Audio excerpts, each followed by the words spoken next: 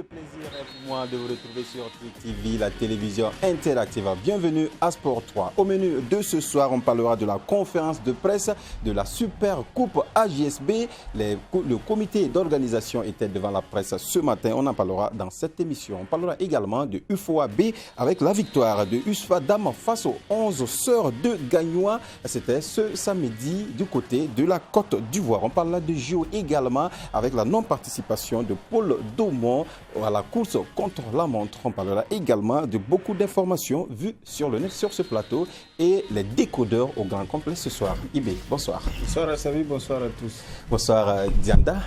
Bonsoir Assami, bonsoir à tous. Salaméré, bonsoir. Mais je ne sais pas pourquoi il évoque du regard. Ah. Vu que je le salue premièrement, bon, allez, je le salue. Bonsoir. Isaka, bonsoir. Bonsoir Assami, bonsoir cher ami. Bonsoir Isaka. Quand tu es avec Salaméré, tu oublies chaque fois de commencer par le. C'est toujours un plaisir sur ce plateau. C'est la bonne humeur. Ouais.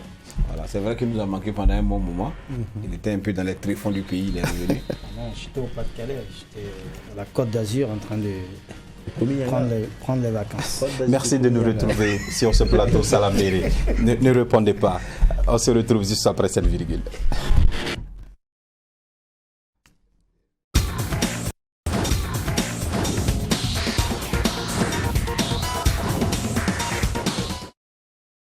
Voilà, la Super Coupe AJSB se jouera le 5 août prochain du côté de Banfora. Le comité d'organisation était devant la presse ce matin où on a annoncé les grandes directions à prendre pour cette Super Coupe AJSB entre l'AS Sonabel et l'AS Faininga. Laquelle des deux équipes remportera cette Super Coupe AJSB? En tout cas, beaucoup d'innovations aussi pour cette édition. On va en parler dans cette émission. Salaméré, alors c'est fin prêt pour le comité d'organisation? Oui, quand vous écoutez les conférenciers de ce matin, vous vous rendez compte que toute l'organisation est fin prête, même si du côté budget, les 25 millions ne sont pas encore bouclés. Mais en tout cas, il y a de belles promesses, comme l'ont dit tous ceux-là qui étaient au niveau du Présidium. Et tout ce qui est préparatif, franchement, c'est bouclé. Les partenaires ont répondu. Et les équipes sont prêtes. En tout cas, il ne reste que peut-être le 4 août, on va aller du côté de Banfora pour vraiment jouer cette super finale. Oui, il y avait beaucoup de finales qui devraient être jouées du côté de Banfora. Finalement, c'est la Super Coupe AJSB. Au programme, on voit qu'il y aura une plantation d'arbres, il y aura aussi une visite des sites touristiques. Voilà, et Isaka Ilwodo. Oui, je pense que ça a été décliné ce matin à la conférence de presse. Maintenant, ces activités connexes dont vous parlez sont des activités qui sont dites des activités innovantes au sein du comité d'organisation. Parce que vous savez que ça se passe dans la belle cité quand même du paysan noir, une ville à obédience touristique. Donc, cette année, le comité a estimé qu'il était important de faire un clin d'œil à notre environnement. Donc, plantation d'arbres, sortie touristique.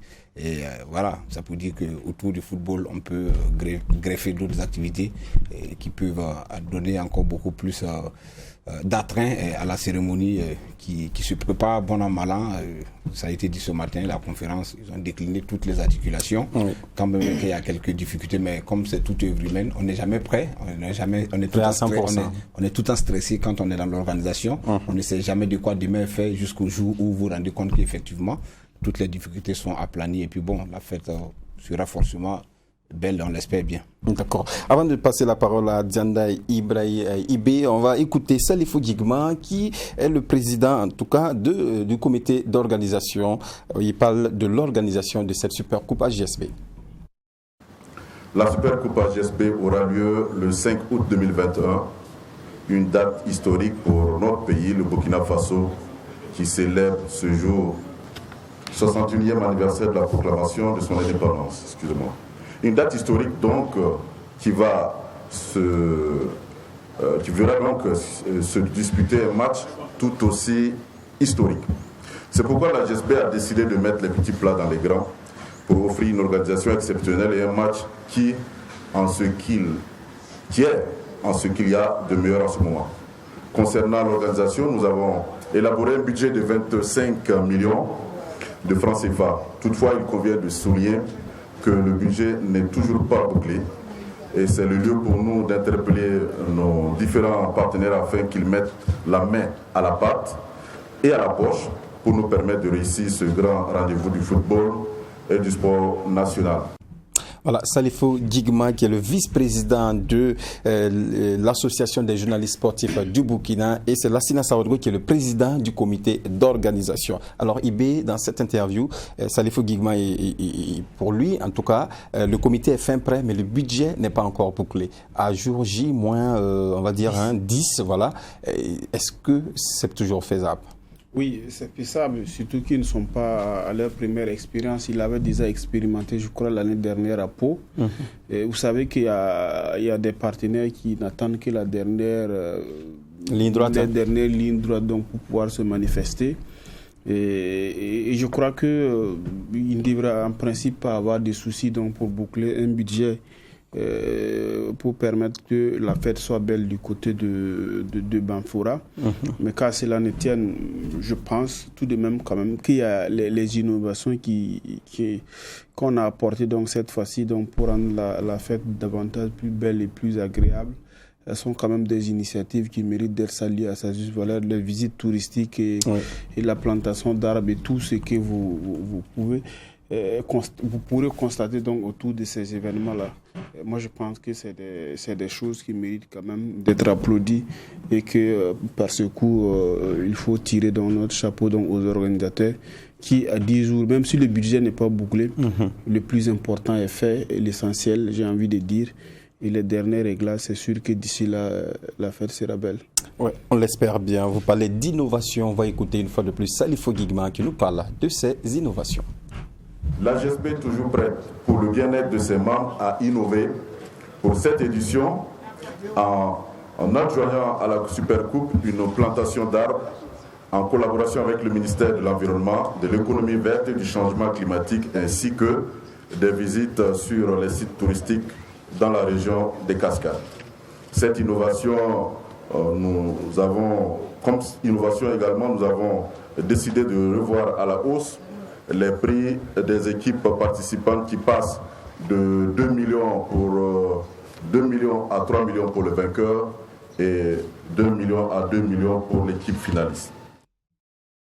Voilà, Salifou Guigma qui parle de ces innovations et on passe de 2 millions à 3 millions pour le vainqueur et d'1 million à 2 millions pour l'équipe finaliste. Voilà, Ibrahim Dianda, c'est une belle initiative quand même.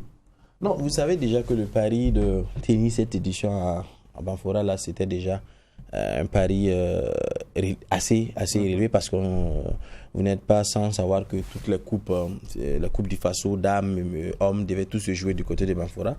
Et à la dernière minute, on a parlé de calendrier, mais surtout de budget. La fédération donc a décidé de les jouer à Ouagadougou ici. Donc une organisation comme la JSB, avec donc la modestie de ses moyens qui arrive donc à tenir ce pari donc du côté de Banfora. C'était déjà le premier point positif. Okay. Deuxièmement, on arrive au-delà du foot, au-delà de ce qu'on va aller voir sur le terrain, la Sonabel face à l'ASFA, les supporters qui vont venir et tout, la ville de Paysans Noirs, donc la cité du Paysan Noir, les supporters de l'USCO et autres qui vont donc avoir donc les grands, je dirais, de la saison sportive de cette année.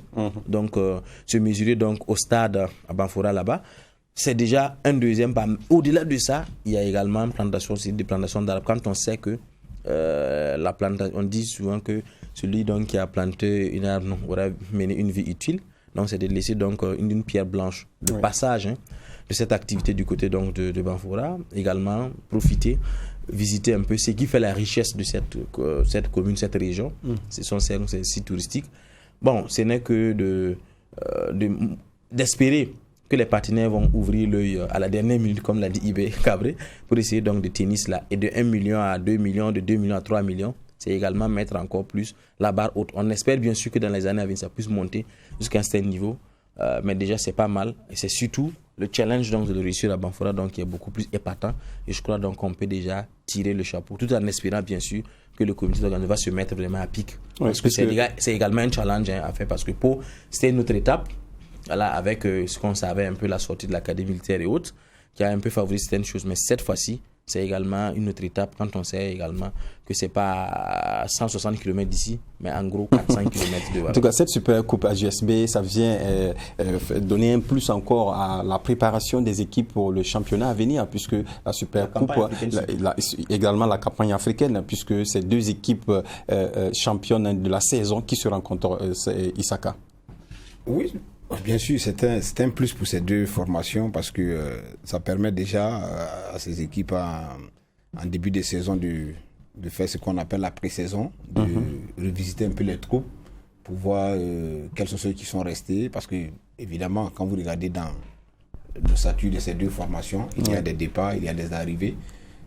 Que ce soit du côté du staff, que ce soit du côté des acteurs sur le terrain. Donc, il y a un chamboulement continuel. La SWAT a déjà changé son entraîneur. Voilà, après, avec l'arrivée de Rigo Gervais, ancien entraîneur du Stella Club qui est passé par le CV de San Pedro. Je vous rappelle qu'il a été même en finale de la Coupe CAF contre Al-Ali, si j'ai une belle mémoire. Donc, c'est pour dire qu'il y a un chamboulement tout azimut au niveau des différentes équipes. Donc, une occasion de ce genre, ça permet déjà de jauger ce qui est là, de passer au scanner tous les éléments. Et puis en même temps, comme tu l'as dit, ça prépare les échéances futures. C'est un peu comme en France, le trophée des champions qui vient ouvrir les vannes du début du championnat. Donc la Super Coupe AJSB se caractérise un peu par cet aspect-là. Mais je voudrais juste ajouter que 28 ans, 25 ans après, effectivement, il faut saluer quand même cette jeune dynamique de la JSB parce que vous savez, quand vous êtes dans l'organisation, quand un événement a pratiquement une trentaine d'années d'existence, le danger c'est que si vous ne faites pas attention, vous tombez dans la monotonie et à un moment donné, on a l'impression que vous naviguez, vous faites du bis repetita, ce qu'on a déjà vu. Donc il faut vraiment aller creuser dans ces méninges avec l'équipe pour toujours trouver quelque chose qui sort de l'ordinaire. Je pense que là, pour cette édition, bravo avec ce planting d'arbres. C'est une œuvre utile que la JSB laissera forcément pour la postérité. Et puis peut-être dans les années à venir, pourquoi pas, la JSB peut-être offrira, je ne sais pas, entre autres peut-être des fontaines dans les villages, des trucs. C'est possible. Voilà, il faut des choses comme ça pour qu'un jour, 50 ans après, on se dise, ouais, effectivement, il y a une association qui a existé. Voilà les actes indélébiles qu'elle a posés. Voilà. Rendez-vous donc le 5 août prochain du côté de Banfora pour la Super Coupe AJSB. Parlons à présent de l'UFOAB avec cette rencontre entre l'USFA Dama et les 11 sœurs de Gagnois. Voilà, on va voir le résumé de cette rencontre qu'on a eu au stade Robert Champrou. USFA en tout cas qui a commencé à attaquer dès les premiers moments avec ce lob mais qui ne donne rien. Oui, il faut dire qu'il y a eu quand même la débandade au cœur de la défense ivoirienne et la reprise de Fatoumata Tamboura dans un premier instant va passer légèrement à côté.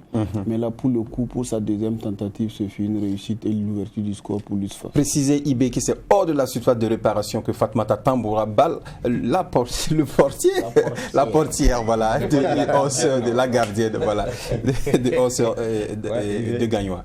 Oui, on sait que c'est quand même son exercice favori. Fatoumata Tamboura, on connaît son expérience, son talent dans le championnat féminin ici. Et là, il a fait que ce qu'elle avait l'habitude quand même de faire dans notre championnat. Oui. Et du coup, ce qu'il réalise donc, au cours de ce match ne m'a jamais surpris. Voilà, donc victoire donc de l'USFA Dama face aux 11 d'Afrique de Gagnois, 1-0. En tout cas, la suite de la compétition sera plus favorable à cette équipe de l'USFA. Ouais, ça donne beaucoup de motivation, beaucoup d'envie d'aller chercher la qualification parce que c'est des phases éliminatoires pour la Ligue des Champions.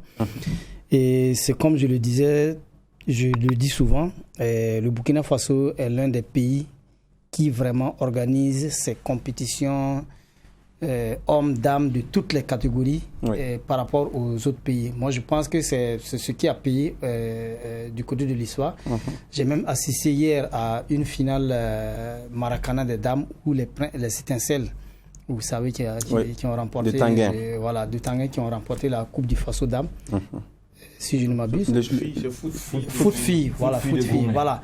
Mais si vous avez été là pour voir vraiment ces filles jouer, c'est vraiment très impressionnant. Donc, c'est pour dire que l'USFA a vraiment bénéficié de cette belle organisation du côté de la fédération et surtout de voilà, du service qui s'occupe vraiment du championnat féminin, Oui. pour aller vraiment chercher cette qualification qui peut vraiment être une occasion pour l'ISFA d'aller pour la première fois prendre part à la Ligue des champions africaine. C'est une première édition d'ailleurs, même pour les dames. On rappelle également qu'au niveau du COSAFA, c'est également lancé aujourd'hui. Oui. Parce que comme ça se joue dans les différentes zones, la COSAFA également va organiser. Donc, comme il a dit Salambéré, c'est une belle chose parce qu'on avait beaucoup d'appréhension quand même face à cette équipe des 11 de Gaïoua. Mais comme on était aussi en même temps convaincus, on l'a dit ici tout le monde avec...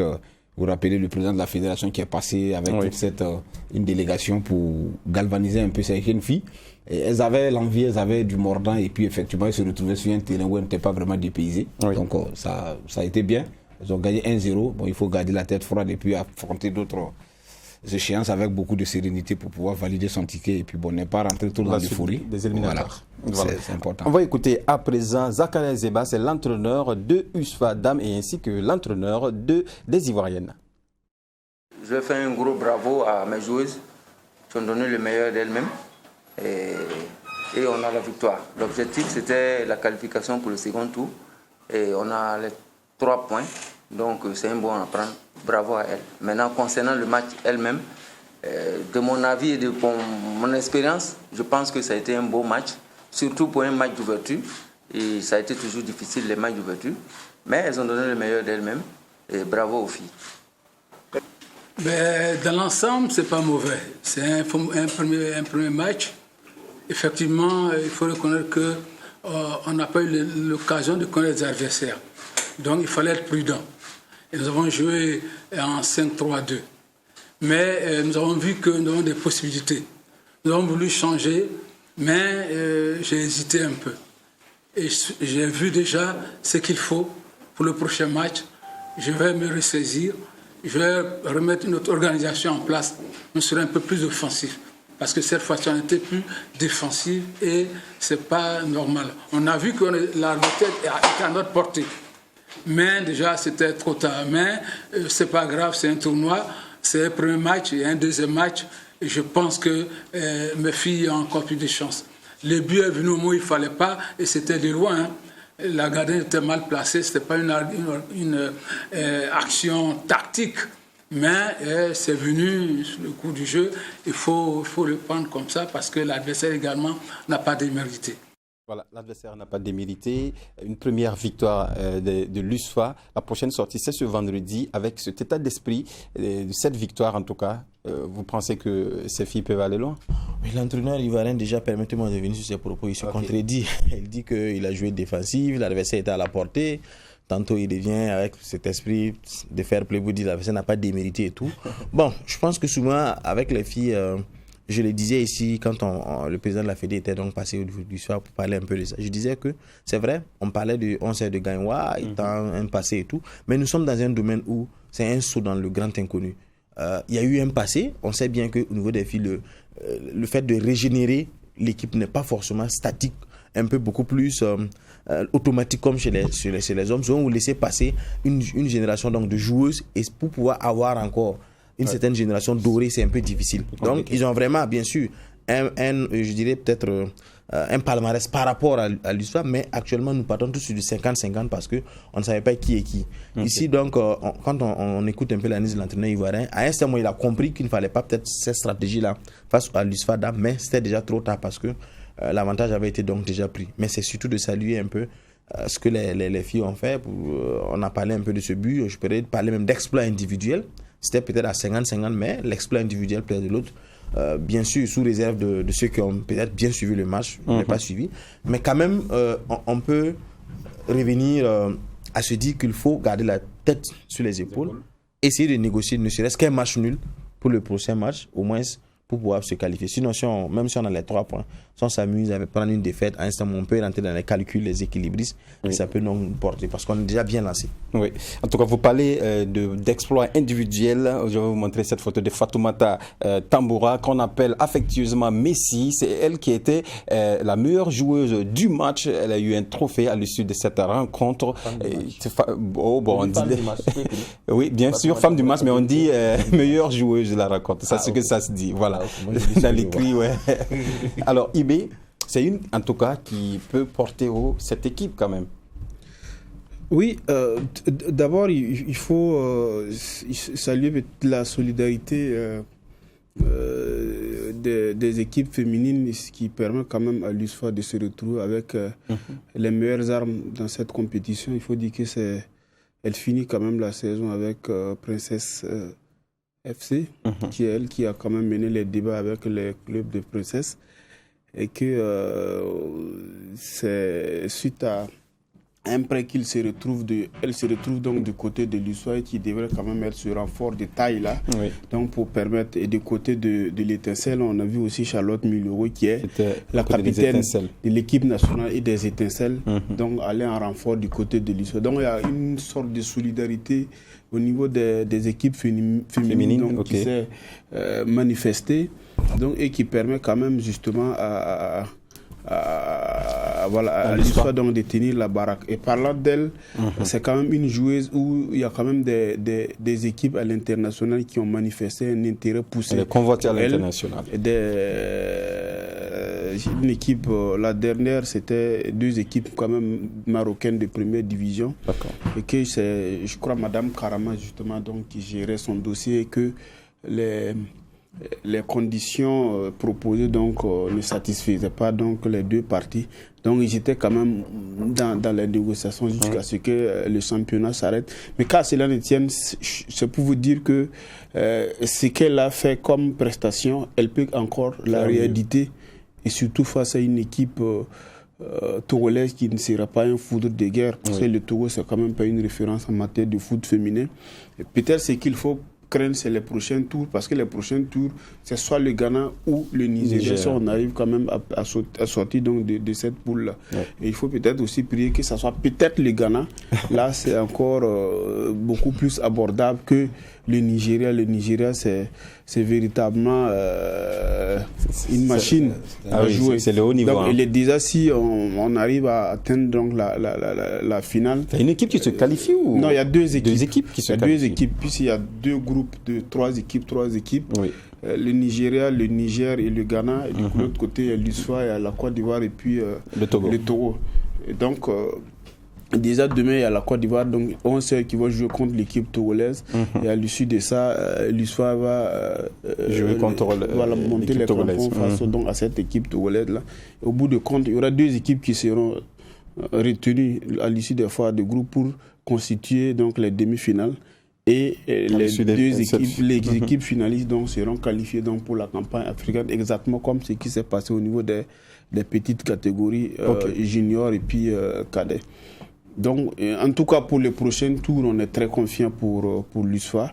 Déjà, ce qu'elle a montré dans les championnats. Et tout ça se repose donc sur la bonne organisation du championnat féminin au niveau de la fédération. Exactement. On peut ne pas être satisfait d'un certain nombre de choses qui entourent ce truc, mais déjà le fait de la tenir régulièrement, c'est déjà quelque chose de salutaire. Et là, il faut dire bravo à la fédération. Et là, c'est ce qu'on est en train de récolter ici comme résultat, c'est l'aboutissement d'un travail accompli. En tout cas, bonne chance à l'USFA pour la suite de ces éliminatoires UFOA B. Passons à la deuxième rubrique de cette émission et c'est vu sur le net.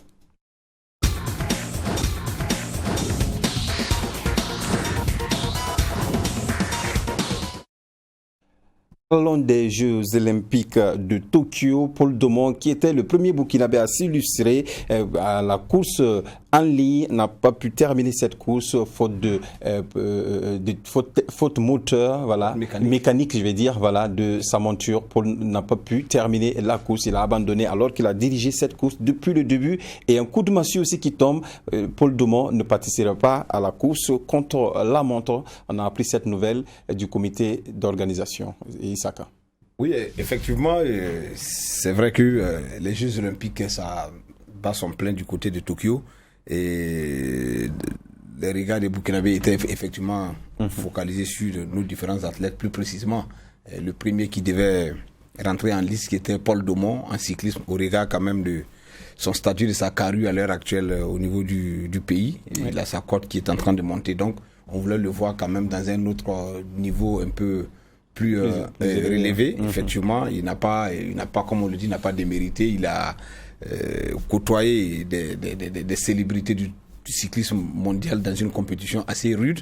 Malheureusement, il a eu quelques problèmes, il a eu des difficultés que vous avez soulevées qui ont été la panne technique. Et vous savez que c'était très difficile de lui venir en secours parce que c'était pas dans une course rectiligne où il y a la possibilité de pouvoir apporter une assistance rapide. Les véhicules ne pouvaient pas suivre les coureurs. Le circuit est fait de telle sorte que quand vous êtes en panne, c'est très difficile de vous venir en secours parce qu'on peut provoquer d'autres situations de catastrophe. Donc, du coup, il est resté sur le carreau, il n'a pas pu terminer. Mais bien avant ça, il a tenu la trajet haute. Il a quand même fait flotter un peu le drapeau burkinabé. L'esprit de détermination, d'engagement, on l'a vu. Effectivement, après, on s'attendait à ce qu'il puisse être dans cette même lancée, mais le communiqué est tombé. Paul Daumont ne participera pas à la course contre la montre. Selon les informations qu'on a eues, c'est le règlement qui le dit. Mais est-ce que le règlement avait été bien expliqué à la population avant qu'on ne parte? Non, je termine. C'est selon ce qu'on a eu, on dit c'est le règlement. Il n'était pas qualifié pour cette compétition, mais il était allé à Tokyo comme un invité. C'est les informations que nous avons eues qui restent peut-être à vérifier. Si c'est le cas, quelque part, il y a eu une faille au niveau de la com qui a fait que tout le monde a pensé que Paul Daumont partait peut-être pour un éventuel médaille, non, d'une médaille. Pour 2 compétitions. Voilà, pour deux compétitions. Alors que s'il était invité, le règlement dit, il est invité pour participer à une seule compétition et à la deuxième compétition, il ne pouvait pas. Je pense que peut-être d'autres personnes qui ont d'autres informations en fait, ici, il devrait participer comme amateur. C'est connu, Paul Daumont a été invité pour participer au JO comme un cycliste amateur. Alors que la course contre la montre est réservée qu'aux coureurs professionnels. Mais Paul, normalement, devrait participer à cette course. C'est à la dernière minute, aux dernières décisions que le comité d'organisation a choisi de mettre à l'écart les coureurs amateurs et laisser que les... Non, moi je pense qu'il y a un souci. Parce que ça veut dire quoi? C'est que vous dites, ça nous montre déjà que peut-être les organisateurs, quelque part, ils ne sont pas sérieux. C'est ce que ça veut dire. Ça veut dire que c'est des organisateurs qui sont dans le cyclisme depuis plus d'une centaine d'années. Ça veut dire qu'ils savent effectivement que voilà ce qui doit être fait, voilà le règlement. Maintenant, si vous invitez quelqu'un et que vous lui dites qu'il va compétir, à quelques heures, vous lui dites qu'il ne peut pas compétir, il y a un hiatus, il y a un souci. Il n'est pas le seul d'ailleurs dans cette situation. Je pense qu'il faut qu'on cherche à comprendre effectivement ce qui s'est passé. Est-ce qu'au départ, on a dit que Paul Daumont devait compétir sur 2 compétitions ou c'est une seule compétition avant qu'on puisse éclaircir la lanterne des uns et des autres? Bien sûr. Salaméré. Non, mais je crois qu'il n'était pas même inscrit au niveau de la course contre la montre. Et il était juste inscrit au niveau de la course en ligne. Voilà. On a tous parlé, les gens ont tous parlé sur les réseaux sociaux que le CIO, le comité olympique international, a sorti un communiqué pour dire non, que Paul Daumont ne pourra pas. Alors moi, je n'ai pas vu de communiqué. J'estime que pour prendre part à une compétition, ce n'est pas en plein milieu de la compétition qu'on va sortir un règlement pour dire non, que tu ne vas plus participer à une compétition. Je crois que Paul Daumont n'était pas inscrit pour le contre-la-montre individuel. Je ne suis pas d'accord. Non, je ne suis pas d'accord. Je peux pas comprendre que lui-même, il arrive à Tokyo, il fait la première course, ça n'a pas marché, il donne des explications, il demande maintenant, on va se concentrer pour la seconde course. C'est-à-dire, personnellement, lui-même, il est là, il le dit. Mais il a quel intérêt à mentir aux gens pour dire, il sait qu'il n'est pas inscrit. Non, j'essaie de dire, il sait qu'il n'est pas inscrit et il dit aux gens, rendez-vous le 28 pour telle chose. Donc je pense que peut-être, on peut me dire qu'il avait été invité de façon exceptionnelle. Exactement. On allait permettre à certains amateurs espoirs de pouvoir participer à la course contre la montre parce que c'est réservé aux professionnels. Maintenant, de façon exceptionnelle. Maintenant, peut-être au vu d'un certain nombre de situations dont nous ignorons, on a décidé, bon, comme c'est ainsi, on écarte tous les amateurs. Là, je peux encore comprendre. Là, mais dire. Oui, mais c'est ce qu'elle a dit, c'est ce qu'il a dit. Non, mais dire que. C'est pas ce que je dis. Je dis simplement. Oui. Peut-être que les organisateurs sur le plateau, ils nous diront qu'ils ne connaissent pas leur travail, ou soit c'est les athlètes qui sont allés pour nous faire croire qu'ils vont courir, qui ne connaissent pas les textes. Il y a eu des situations atténuantes. Non. Oui. Laissez-le terminer. Oui. En réalité, tout évolue, le CIO, tout évolue sur des règlements. Est-ce que votre athlète, en quittant le Burkina, ça a été dit qu'il va pour compétir dans l'optique de revenir avec une médaille? C'est pourquoi j'ai dit ayons raison gardée, cherchons à comprendre Peut-être le comité olympique du Burkina va nous éclairer. Au fil du temps, on va savoir réellement ce qui s'est passé. Sinon, c'est inadmissible. C'est pas acceptable qu'un athlète quitte son pays, il va pour compétir, à quelques heures, on sort un communiqué, on dit vous ne pouvez pas compétir. C'est absurde. Ça veut dire que quelque part, il y a eu un souci en amont. Et ce souci en amont, c'est ce que nous devons chercher à comprendre. Sinon, peut-être Paul Domon lui-même le dit, qu'on attend les prochains jours. Bon, la question que je me pose, est-ce que lui-même, au fond, il était au courant qu'il devait participer à cette compétition? Ça, c'est le questionnement qu'on se pose, que jusqu'à présent, on n'a pas de réponse. C'est un problème d'inscription. Voilà. Et s'il n'est pas inscrit, une compétition, tu ne peux pas participer. C'est pas, en fait, le CIO, c'est pas un coin de, c'est pas de l'amusement à réaliser. On reste dans le flou. C'est vrai que Paul Domon n'a plus communiqué par rapport à cette annulation de sa participation à la course contre la montre. Pour le moment, il est resté dans le silence. Il n'a rien dit. Personnellement, je lui ai posé même la question, mais j'ai pas eu de réponse par rapport à cela d'abord. Donc, on attendra de voir. La fédération devait communiquer là-dessus pour vraiment mettre tout le monde au même niveau d'information, qu'on ne soit pas là à tergiverser. Mais ce qui est sûr, tu ne peux pas aller à une compétition internationale de cette envergure-là. Ne pas être inscrit à une compétition et puis pouvoir prendre part. Et cette compétition, le règlement de cette compétition ne peut pas évoluer au cours de la compétition. C'est clair. D'accord. Moi, je pense que la position de Salambéré me semble beaucoup plus plausible. Parce qu'effectivement, quand vous participez à une compétition, on n'a pas besoin de vous dire, puisque le règlement est connu. Si c'est exclusivement réservé aux coureurs professionnels et que vous arrivez en tant qu'amateur, on n'a pas besoin de venir vous expliquer les règlements, c'est connu. Mais maintenant, est-ce que, et même quand il dit, quand le joueur fait le communiqué, le cycliste fait le communiqué pour dire que rendez-vous à la prochaine course, non, c'est même pas lui qui s'occupe des aspects administratifs par rapport à la compétition qu'il prend part. Et moi, je pense que le gros problème, c'est au niveau du comité olympique des sports. À notre niveau. Vous savez que même sa participation à la course contre la ligne, il a été invité pour le moment au JO même, n'est pas allé avec les minima. Il a été invité. Donc ça n'a jamais été dit qu'il a été invité. C'est quand il y a eu ce problème, ce souci maintenant qu'on commence à jeter les trucs par-ci. Quand on dit qu'il y a eu un communiqué pour dire du comité. On n'a pas vu le communiqué circuler. Effectivement, on a cherché de communiquer, on ne l'a jamais vu.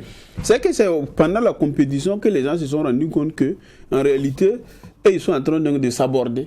Parce que Paul Domon ne peut pas participer à cette compétition parce qu'elle est exclusivement réservée aux coureurs professionnels. Maintenant, il faut faire un truc pour colmater les brèches et puis maintenant trouver une justification au niveau donc, de l'opinion publique. Et moi, je pense que c'est ce qui s'est passé exactement avec cette situation-là. Parce que quand le règlement existe, on n'a pas besoin de venir vous expliquer encore que si vous venez comme invité, vous n'allez pas participer au truc internet. C'est déjà inscrit. Voilà. D'accord, c'est bien entendu. Et je suis d'accord que le silence, par exemple, le dernier silence de Paul Domon en dit peut-être... en dit quelque chose. Parce que il est moralement touché. Ça en dit quelque chose. Mais je suis convaincu, on va avoir les informations claires sur cette histoire. Est-ce qu'on nous a fait un peu rêver, comme quoi on partait au cyclisme pour une médaille, alors qu'au fond, on sait qu'on ne devait pas compétir pour une médaille? Il faut nous expliquer. Exactement. On en saura davantage dans les jours prochains. Si le problème, effectivement, interne, comprenez pourquoi le silence de l'athlète.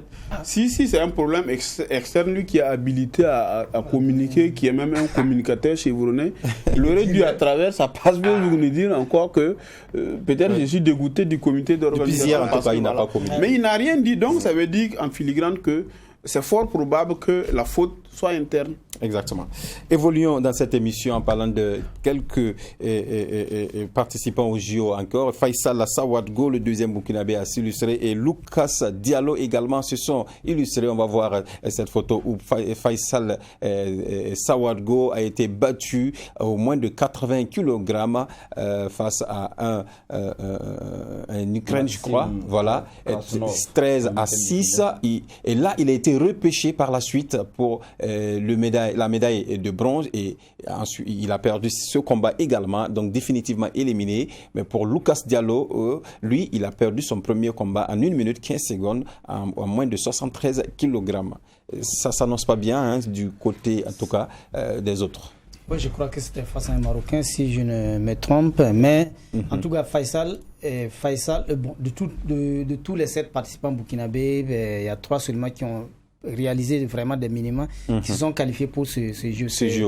Voilà, c'est Fabrice Zongo et c'est Matt Kuala et puis c'est Lucas Diallo. Donc, pour dire que du côté de Lucas Diallo, on avait peut-être espoir, mais malheureusement, c'est comme les autres, il va pour la première fois aussi à ces jours, il va pour apprendre. Et voilà, sa préparation a été un peu difficile. Vous avez vu en France, il a eu des difficultés. Il est parti jusqu'en Espagne pour terminer toute sa préparation avant de s'envoler pour Tokyo. C'était un peu difficile. Lui-même, il a expliqué un peu sur sa page où il révélait un certain nombre de difficultés. Ça présageait déjà d'une participation, voilà, mi-figue, mi-raisin. Mais bon, on a espoir qu'il va peut-être repartir et travailler pour revenir plus fort, à de meilleurs sentiments. Oui. Ça rejoint quand même le questionnement de Sami lors de la dernière émission, je me souviens. Est-ce que l'essentiel, c'est pas de participer? Je crois qu'il commence à avoir des débuts de réponse à sa question. Suite à non, mais personnellement, comme on l'a dit, voilà. Donc maintenant, il reste Matt Kuala, non, et puis Fabrice Zongo, sur qui d'ailleurs on nourrit beaucoup plus d'espoir quant à leur capacité, à leur possibilité. Il y a les nageurs également. Des médailles. Je pense qu'à ce niveau, il ne faut pas peut-être trop se leurrer. Pourquoi vous êtes pessimiste? Non, je ne suis pas pessimiste, je suis réaliste. Vous avez la réponse. Je suis réaliste, je ne suis pas pessimiste. Les JO, c'est le haut niveau. Les JO, c'est un certain niveau. Il ne faut pas s'auto-flageller pour dire que nous allons peut-être faire ceci, faire cela. Parce que vous vous retrouvez face à des athlètes qui en l'année ont plus d'une cinquantaine, soixantaine de combats qui sont à un certain niveau. Surtout qu'on est dans un environnement où le sport individuel est vraiment délaissé et que quand vous interrogez tous ceux qui participent à cette compétition, c'est des athlètes qui sont à l'étranger. C'est pas au Burkina que là. Moi, j'ai suivi je crois que c'est le président du comité olympique des sports et loisirs. Il dit que la préparation donc Fabrice Zongo a eu, ça n'a rien à voir avec les entraînements du stade du cadre où il faut sauter sur. Ça dit que on est même conscient en interne que on n'a pas le dispositif nécessaire pour permettre à nos athlètes de voler de façon. Donc c'est tout ça pour dire que au niveau du sport individuel, le chemin est encore très long et il faut quand même qu'on se réveille. Peut-être que la succession de ces échecs-là va nous permettre de nous remettre en cause. Encore qu'on a un ministre quand même qui est très sportif et qui aime le sport beaucoup. On espère donc qu'il va monter là où on a décortiqué ici et on a fait la part des choses. Par exemple, le cas de Paul Dumont. Il est face à des gens qui viennent de finir le Tour de France, les Tadej Pogacar, les Wout van Aert qui ont vraiment fait les beaux jours du Tour de France. Les professionnels. Face à une personne qui est de la même génération que ces gens-là, mais qui n'a même pas participé à une compétition majeure. Parce que le Tour du Bénin, le Tour du Cameroun et autres, c'est pas des compétitions professionnelles. Dans l'année, peut-être qu'il ne va discuter peut-être que 4 compétitions de ce genre, c'est vraiment très infime. On le savait. Il avait quand même, au niveau de la course en ligne, il avait quand même donné le tempo. Nous était cette panne technique. Km. Oui, mais il allait terminer la course, il n'avait pas eu de panne mécanique. Mais 5 km, non, même pas terminé, il aurait quand même pu finir au niveau du premier peloton. Hein. Ah oui. Parce que c'est quand il a eu quand même la panne technique, qu'elle a été rattrapée par 105 km. Mais 105 km, vous vous rendez compte que c'est rien pour un cycliste de calibre de Paul. Il a l'envie, hein. Mais il lui reste encore plus de 90 km. Voilà. Et tout le monde sait qu'en cyclisme, c'est dans les derniers. Et lui-même, c'est un sprinter. Il avait souhaité rentrer dans le groupe de peloton. Il a dit, lui, son objectif, c'était de pouvoir participer à cette compétition et d'arriver donc de franchir la ligne d'arrivée. Voilà, quel que soit le résultat. C'était l'objectif de pouvoir arriver pour dire boucler, pour apprécier un peu. Voilà. Maintenant, malheureusement, la panne technique ne lui a pas donc donné cette envie. Donc, en voulant en tirant peut-être le peloton devant et tout, bon, c'est sa stratégie à lui. On sait que il aime faire ça. Il s'est fait voir, il s'est fait plaisir et tout le monde. Donc, je crois que c'est bien. Maintenant, pour revenir un peu à l'ensemble des athlètes et tout, bon. très rapidement, ce que je pouvais dire, c'est on parle pour apprendre de tout. Bon, moi, j'ai vu le Tunisien à 18 ans, il est venu, il a pris la médaille d'or à la nage, à la natation et tout. Voilà. Donc, c'est pour dire, je prends du plaisir à suivre un peu ce qui se passe. Je regarde les anciens quand ils viennent. Ah bon, vous savez, même la participation, même les invitations, quand vous regardez un peu, il y a la Covid, c'est vrai, les gens ne sont pas pu venir comme il le fallait, mais même le staff qui accompagne ces athlètes, quand ils sortent, on sent quand même que il y a du sérieux. Il y a du bon,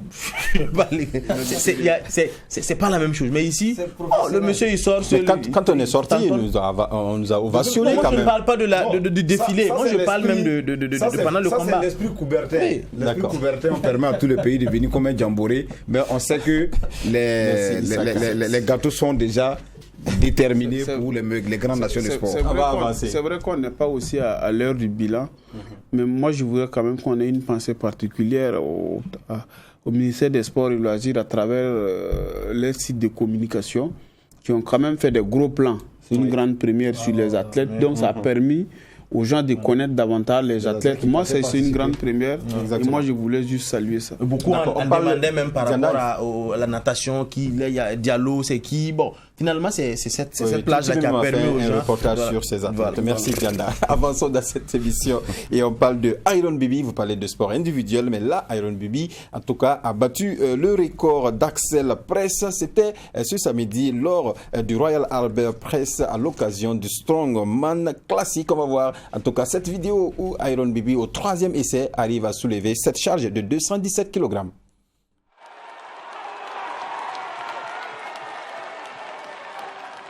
Bibi s'avance pour... voilà. Il s'avance, il se positionne, il empoigne bien. Il avait déjà échoué deux fois. Voilà, il faut d'abord, c'est très technique, déposer d'abord sur l'abdomen, ensuite sur la poitrine, et puis... Et c'est fait. Ouais, et c'est fait. Ça semble être facile, mais... Et toute la clameur dans cette salle mythique de l'Angleterre dont vous parlez, où il y a eu quand même de très grands événements sportifs et musicaux. C'est une salle très mythique. Donc, exactement. Quand vous arrivez à marquer les esprits. Après plusieurs années, en tout cas, il n'y avait pas eu de compétition encore dans cette salle. Et Iron Bibi arrive à battre le record qui était détenu par un Anglais. Voilà. Il est à 216 et il arrive à gagner 216. Et là, 216. Il a soulevé 217. 217, c'est quand même 3 à 4 fois Salambé. Donc du coup... Ça veut dire qu'il progresse dans sa lancée de rafler quand même les trophées à l'international. Il a une très bonne marge de progression parce que là, Iron Bibi, c'est un nom déjà qui compte sur le plan international. Comme je le disais, dans une salle mythique en Angleterre, c'est pas dans n'importe quel pays où ce genre de sport, oui, c'est une grande salle, ça reste dans l'histoire. Donc il a une bonne marge de progression. Donc on ne peut que être fier et puis féliciter ce garçon qui continue de faire de la progression. Maintenant, concernant le poids des salambéris, j'imagine que ça veut dire qu'il peut soulever 3 salambéris comme ça. J'allais peut-être reprendre un peu le questionnement d'un fan de Iron Bibi qui disait hier en Lac Maury, demande pourquoi Iron Bibi n'est pas les JO. Parce qu'avec lui, il n'y a pas de... il n'y a pas de panne. Non, je sais. Il n'y a pas de panne parce que, en fait, c'est-à-dire qu'il arrive à conquérir un peu le cœur. Quand les gens le voient, ils disent, bon, voilà, lui-là, c'est un garçon. En fait, on sent que quand il est quelque part, quelque chose va se passer. Quand on regardait, c'est vrai que vous avez pris la vidéo, donc, juste la dernière partie. Oui, mais il essaie une première fois, une deuxième fois, il n'arrive pas, il fait tout pour ne pas... Et le journaliste lui pose la question de savoir s'il abandonne ou pas. Il dit non, je vais repartir. Et il a tout fait, et il l'a fait. Et quand on voyait un peu comment il fait cette joie et tout, c'est-à-dire qu'il y avait peut-être une ambition personnelle. Ça me fait penser un peu à comment Hugues Fabrice Zongo va célébrer cette médaille d'or s'il venait à le remporter. D'accord. Oui, parce qu'il en fait. Merci Diana. Depuis des années. On verra ça pendant les JO. On continue dans cette série d'informations vues sur le net avec Franck Lassina Traoré qui marque le premier but de son club Shakhtar Donetsk. Regardez en tout cas sur cette image où Lassina Traoré, après avoir marqué, prend le ballon pour le venir déposer au rond central. Comme quoi il est toujours prêt. Allez, il marque le premier but donc de son club Shakhtar Donetsk et premier but de la saison, Ibi. Oui, en championnat. On aurait aimé voir la vidéo, mais c'est pas grave. On n'a pas pu avoir la vidéo. Non, c'est pas grave. Ce but, c'est un très beau but, un très grand but. Il coupe au premier poteau, sur un centre en retrait. C'est vraiment un geste classique des attaquants. Ça me rappelle des journalistes à l'international qui le comparaient un peu à Didier Drogba. Effectivement, quand je regarde sa façon de faire, ses déplacements, et il partage effectivement les mêmes qualités que Didier Drogba. On espère donc qu'il aura la carrière qu'a eu l'international ivoirien pourquoi pas le bonheur de toute l'Afrique. C'est déjà un bon début d'ouvrir la marque, son compteur à la première journée du championnat. C'est bien vraiment pour le moral. C'est bien pour le moral. Mais j'aimerais peut-être dire ça peut-être à l'endroit de tous les footballeurs internationaux qui sont burkinabés, qui sont à l'extérieur, de vraiment travailler et de penser grand, qui peuvent jouer dans des clubs beaucoup plus grands que là où ils sont actuellement. Parce que la dernière sortie de Franck Lassina Traoré avec les étalons face à la Côte d'Ivoire, j'étais un peu stupéfait de voir que le garçon, il avait vraiment pris un peu de poids. Il faut que ces gens-là arrivent à travailler pour vraiment maintenir leur forme afin de progresser. Sinon, déjà, avec un début comme ça, tonitruant, je crois que le travail faisant, il pourra aller beaucoup plus loin. Il faut le dire, dans les conditions dont il a quitté l'Ajax et tout, il arrive ici, il bénéficie d'une cote et d'une confiance du coach qui le positionne d'abord comme attaquant titulaire déjà, numéro 1. Donc ça dit que le défi est assez grand. Et il a travaillé, on a vu un peu toute cette communication, tout ce travail qu'il a fait. Il a commencé comme ça donne un peu le moral.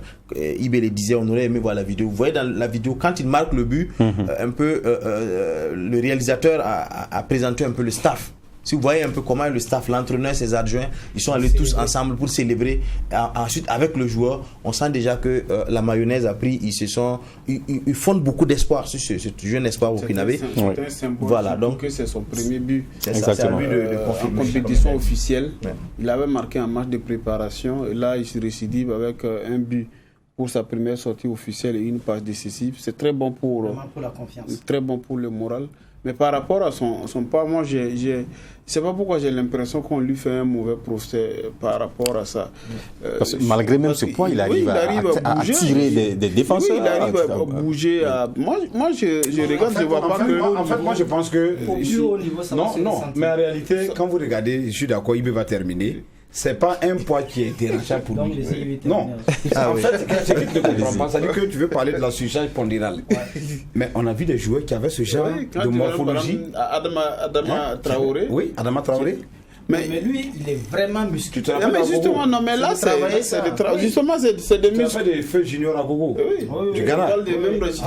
Pourquoi pas. C'était pratiquement. Adama Traoré est vraiment. Lui, il est vraiment. C'est de la musculature. D'accord. En tout cas, bonne chance à Franck Lassina Traoré pour la suite du championnat. Parlons à présent de Hervé Kofi également, qui a participé à la victoire de son équipe. C'était ce week-end où Hervé Kofi a permis à son équipe de gagner 3-0. Il a été, en tout cas, XXL dans cette rencontre. Il a été XXL. J'ai un peu suivi le résumé de 6 minutes et quelques que la page Facebook du club a fait. En fait, il réalise un clean sheet qui a été le tournant décisif du match. Parce que peut-être sur le club, j'oublie un peu le nom. Charleroi. Non, pas Charleroi. L'adversaire, Ostende. Il est arrivé donc à marquer ce but parce que c'est in extremis qu'il enlève ce but de façon inattendue qu'il enlève donc ce ballon. Ouais. Il fait également un autre arrêt. Et c'est ce qui a donc donné la confiance. Et ensuite, Charleroi a ouvert le score. Et ils sont revenus et toutes les tentatives, il a été présent, que ce soit de haut, les relances, à chaque fois, il a été vraiment. Et ce qui me surprend, c'est qu'il est arrivé il y a à peine 2 semaines. Oui. Et on a senti une très bonne communication avec les défenseurs. Parce qu'il a terminé fort. Voilà, la communication c'est avec les défenseurs. On sait que les gardiens, d'habitude, quand ils arrivent comme ça, il leur faut du temps pour mieux se comprendre un peu la défense. Mais là, souvent, on voit le ballon, ils parlent aux défenseurs, ils se comprennent. Ça montre vraiment qu'il y a l'expérience maintenant. On ne peut pas dire à ce monsieur-là encore. Exactement. Voilà, il faut attendre. Il est arrivé à un stade où en termes d'expérience, il a quand même bonifié beaucoup après 3 ans de presse, si je ne me trompe pas. Donc Portugal, Belgique, en fait, donc d'avoir donc cette le dernier championnat où il a joué, c'est en Belgique. Donc comme Issa le dit, il connaît bien le championnat. Donc en tout cas, bonne chance également à Hervé Kofi. On parle à présent de Ismaïla Ouedraogo, dit N'Golo Kanté, qui quitte l'AS Douane à présent, voilà, et qui va signer du côté de la Grèce pour 4 saisons, hein, Issa Kailboudo.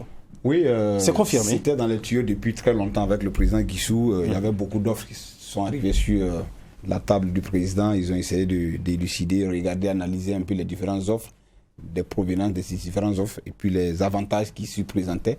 Donc je pense que les responsables du joueur ont décidé que la Grèce est la meilleure destination à l'heure actuelle pour lui, et c'est le PAOK Salonique qui joue les éliminatoires, les préliminaires.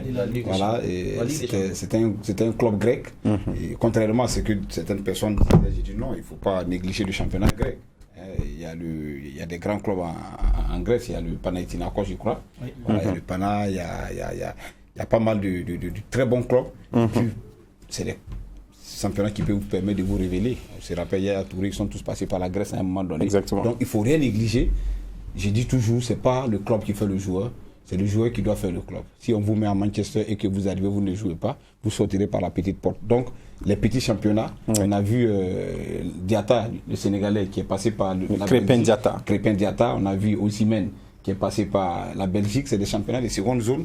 Mais nous, ici, on a l'impression que quand on signe dans ces pays, j'ai vu un confrère qui a fait une publication, moi ça m'a un peu chagriné. Il dit pitié. Il dit non, je suis désolé. Si vous connaissez le championnat grec, vous ne pouvez pas dire pitié pour ce garçon. Au contraire, il faut suivre. C'est à ce garçon de se bonifier pour pouvoir attirer l'attention des grands clubs. Et pas, on ne pourrait pas quand même s'attendre mieux de sortir peut-être le championnat burkinabé et graviter peut-être en Ligue 1, en Ligue 1 et tout, mais c'est quand même... C'est possible, mais là aussi c'est pas mal. Non, c'est quand même illusionniste. Moi je pense qu'il faut passer quelque part, travailler, prouver aux yeux du monde que ce qu'on me dit de vous là, c'est réel avant peut-être d'avoir des bons contrats. Effectivement, ça fait quand même partie des rares joueurs qui parachute de notre championnat pour aller jouer en première division. En Europe, généralement, ça passe par les nationaux D3, les D2, donc avant d'atterrir. Et là, lui, il atterrit dans un club qui joue les préliminaires de la Ligue des Champions. C'est pas quelque chose qu'il faut négliger. Et ça, moi, je pense qu'il faut plutôt acclamer ça. Et comme c'est un joueur qui est travaillé, donc on espère pour lui que il va bondir dans un plus grand club d'ici là. Voilà. On termine cette émission avec les séries de transferts dans le face au foot. Drissa Congo, qui était l'entraîneur de Tema Bokin, est désormais l'entraîneur de Salitas. On a aussi Omar Kabouré qui quitte Salitas pour rejoindre l'Asfa Ininga, et Yannick Pognogo qui quitte l'étoile filante de Ouagadougou pour rejoindre l'Asfa Ininga également. En tout cas, du renfort pour l'Asfa Ininga et aussi pour Salitas pour commencer la saison. Oui, je crois que l'Asfa Ininga a recruté 7 joueurs au total. J'ai un peu échangé avec le président de l'Asfa Ininga. D'accord. En plus de l'entraîneur, en plus de l'entraîneur qui est venu de la Côte d'Ivoire. Voilà. Drissa Ouedraogo. Voilà, il y a déjà 7 joueurs. Il y a pour Nongo que vous avez cité, il y a Faisal Ouedraogo du RCK qui est également venu là-bas. Un joueur du RCB, un autre joueur de l'ASV et même un joueur de COSAF. Voilà. Et même un joueur de l'USO, un latéral qui est, je crois, Adama Zerbo. Voilà. En tout cas, 7 joueurs, mais le président promet encore aller à l'étranger chercher parce que il y a la campagne. Ne compte pas jouer les derniers rôles au niveau de la Coupe CAF. Exactement. Et il y a Drissa Congo, vous le connaissez très bien, qui a traîné sa bosse au niveau de l'AS Police, Tema Bokin, et là, il chute à Salitas. À Ouaga 2000, j'ai vu l'information. Il faut dire très honnêtement, ça m'a plus ou moins surpris quand même, parce que bon, c'était un très bon entraîneur. On a vu ce qu'il a fait avec Tema Bokin, tout le monde a apprécié. Mais bon, très honnêtement, sa signature à Salitas m'a un peu surpris, mais dans le football, c'est un peu ça. C'est pas forcément ce que nous voyons que les dirigeants observent, mais on attend de voir. Moi, je le vois quand même, oui. Pour rectifier, il disait que Omar Kawa a quitté le Salitas pour l'ASFA, c'est plutôt pour l'AS Douane, si je ne m'abuse. Non, c'est pour l'ASFA. C'était une erreur. C'est quoi, c'est l'ASFA? Je dis pour l'AS Douane. Oui. Non, c'est pour l'ASFA. Ça avait été dit. C'est sur les réseaux sociaux, qu'on a entendu S-Douane. Dimanche, j'ai échangé avec le président de l'ASFA, mais il n'a pas cité Omar Kavouri. Je ne sais pas si ça s'est fait lundi ou mardi. Sur cette photo, c'est écrit l'ASFA Eninga. Je pense que la signature de Congo à Salitas, et moi je pense que c'est aussi la personne idéale dans l'environnement pour permettre à Salitas de poursuivre son projet sportif, qui est donc d'utiliser le réservoir donc, de la formation pour alimenter l'équipe première, tout en gardant une marge de manœuvre donc, pour les ventes à l'extérieur. On n'a peut-être pas le temps d'en parler. Exactement. Mais Congo, lui, c'est un formateur dans l'âme. Et lui, il s'inscrit dans la ligne droite des objectifs de Salitas. Et moi, je pense qu'il devrait quand même pouvoir parler le même langage. En tout cas, bon vent à Dri Congo, comme on aime à l'appeler affectueusement. Merci Ibé Cabré. Dianda, merci. Lambéré Isaka Ilbodo. On se retrouve vendredi avec une autre émission. Merci à Yasmine Konaté pour la réalisation de cette émission. Et merci à vous aussi qui nous avez suivis. On se retrouve lundi.